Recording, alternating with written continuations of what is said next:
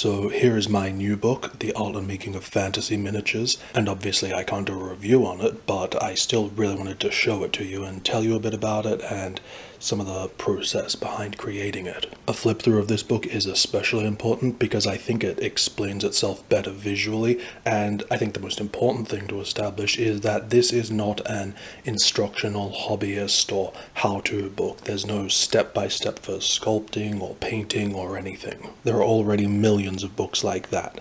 This is more of an art and making of book in the same sense of how art and making of books for movies or video games don't actually tell you how to make those things. Instead, this is a showcase, a gallery of the best miniatures and artworks from 11 of my favorite fantasy ranges. And it's actually a book I've been waiting for almost 15 years. Like all my books, it was born out of getting fed up of waiting for someone else to make this book and finally saying, okay, well, I guess I'll have to make it myself then. Ever since I discovered fantasy miniatures as a kid, I've always been frustrated by the fact that I'd never be able to own them all. And in more recent times, as incredible as Kickstarter has been for miniatures and board games, it exacerbates that frustration as every month more and more incredible figures are released that I'll never be able to catch them all. And even if I could own them all, I'd never be able to have them painted to such a professional level like they are in the book. And then, even if that were possible, my whole house would just end up being a museum trying to display them, which is all a lot of expensive and unrealistic wishful thinking. So I thought, well, why not bypass all that and just have that museum in book form? And that was really the inspiration that started the journey, and it's been a journey that I've just had the best time making this book. It never for a second felt like work. It was just so much fun creating it. One thing I really tried hard to do is make the book not only rewarding for the hardcore gamer or collector who may already be familiar with a lot of these, but also have the book be potentially appealing to someone who has no knowledge or experience or not even necessarily any interest in miniature gaming, but can appreciate and enjoy the book as art, or maybe as inspiration if you're an artist, writer, a tabletop RPG gamer, or just a fan of fantasy who finds enjoyment in looking at this sort of stuff, which was primarily the direction I was coming from. I think it's important to acknowledge and appreciate the miniatures as art. The creation and world building, the sculpting, the painting, they're just as much art as any traditional or digital 2D fantasy artworks. It's just that these are 3D. Speaking of the art, that was another huge motivator for the need of this book, because the thing is, despite how amazing the art and illustrations are that are created for these games, they're still underseen and underappreciated, simply because they're usually there as decoration and not the focus, used for promo stuff or on boxes or hidden away in rulebooks. And as someone who's a huge fan of fantasy art, I've always been frustrated by all these wargame and RPG rulebooks that have such phenomenal art in them,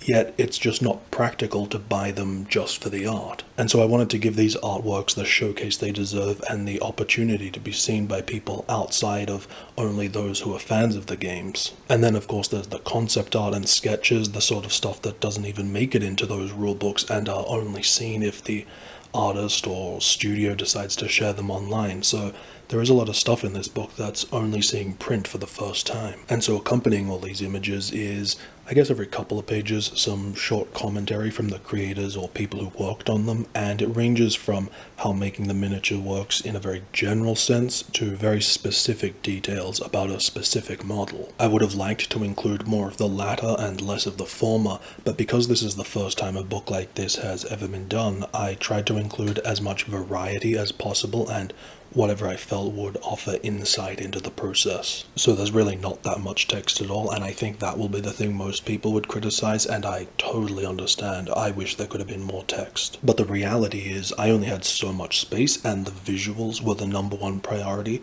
I wanted the book to have as many images as it could, even at the expense of having less text. The text is really there to fill in gaps left by the images, to support the images rather than the other way around, which is how I believe it should be for art books. Also worth pointing out about the miniatures is that they are not being presented at their actual size. Again, this is something that I think some people won't like, that it's not giving an accurate representation of scale, but the thing is, when I first started, I had intended that they be presented at a 1:1 ratio, but there were a number of factors which made that not the best option. Mostly it was because when you have a 3D miniature, take a 2D photo of it and print it at the same size, it's a lot harder to make out detail since it's pixels or ink on a page rather than a physical object that you can bring closer to your eye and move it to adjust the light and so on. And so a one-to-one reproduction was just losing too much detail, which was counter to what the whole book is about. I want people to see the amazing work and appreciate the details. Additionally, one-to-one didn't allow any more space for me to include extra miniatures per page, so it would have just meant more empty space, which I hate. So there's no strict sizing for the figures in this book, since they all range in size and scale and shape so wildly anyway. It was primarily based on what space was available, but in general they're printed between 1.5 to 2 times larger than real life, and sometimes it's weird to see two figures that look the same size on the page, but in real life one is actually much bigger than the other. But ultimately I found the advantages outweighed the disadvantages, especially because I've listed the actual sizes of the miniatures in the book, so you'll get an indication of size anyway. So if I was smart, I'd probably end the video here and keep it relatively short and sweet.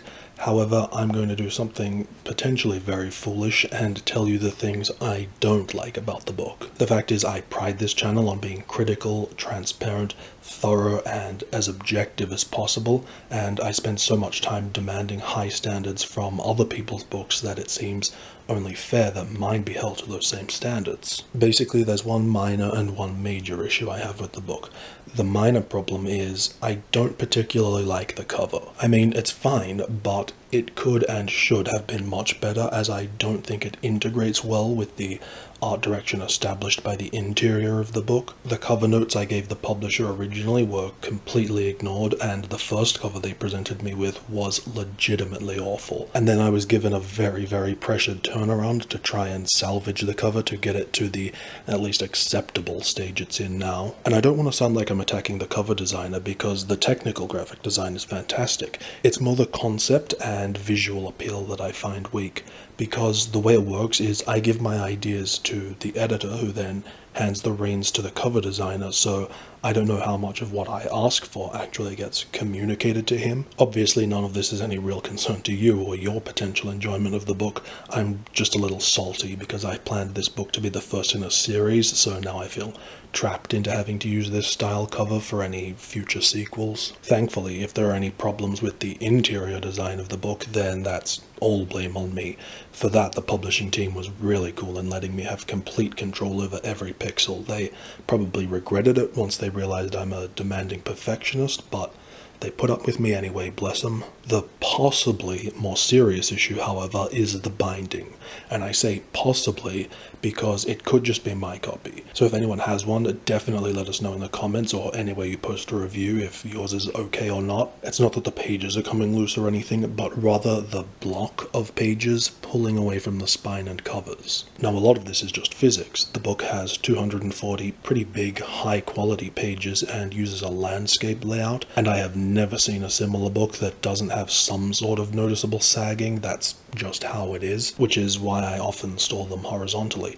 However, this book, or at least my copy, does seem particularly bad, and I wonder if the publisher or printer or whoever was in charge should have used a stronger binding. I hope I haven't scared you off with this admission, since the book is still completely functional. However, I'm not going to compromise the integrity of this channel just to make a sale. The whole point of the channel is that you can trust it as a place to get the honest information you need to make an informed decision, and I never want you to waste money on something if you're not going to be happy with it. But yeah, maybe read some other reviews and see if anyone else has had a problem with the binding, or if it's just me. I know there's also an ebook version, but no one sent me a copy of that, so I can't comment on how good or bad it is, but I'm certainly not a fan of ebooks, so I would never encourage anyone to buy that format anyway.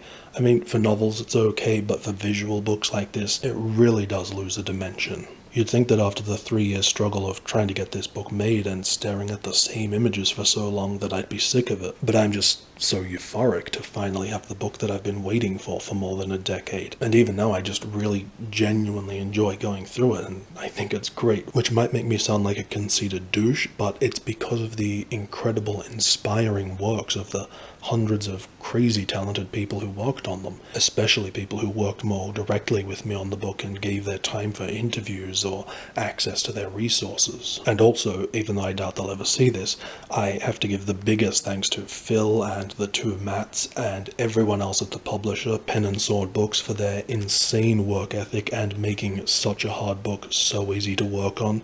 In fact, before I signed the book to Pen and Sword, I'd actually submitted it to another publisher first and had 3 or 4 meetings about it with them, but then they decided that because of all the Photoshop work that needed to be done, cutting all the miniatures out and stuff, they were like, actually the book's too hard and we can't commit the time and budget, which is about the most off-putting excuse I've ever heard. So I'm really glad that the book ended up with a publisher that realizes that in order to achieve something great, you actually have to put some hard work in. And so I do hope the book does well for Pen and Sword because they deserve it, and also because, as I kind of alluded to, this is really only volume 1. When I was making it, the book got to almost 500 pages and I realized that I'd have to split it in 2, and it was really hard having to cut some really awesome manufacturers, but at least that means that volume 2 is already 60% done. So if you're able to help make that happen, either by picking up a copy for yourself or someone you know, I absolutely appreciate it. The book's available from all major online booksellers worldwide. If you follow the link in the description, it will take you to a page with direct links to all of them, and I'm sure your local bookstore or game store would also be able to order it for you. And if you have any other questions, just let me know in the comments and I will be more than happy to answer them.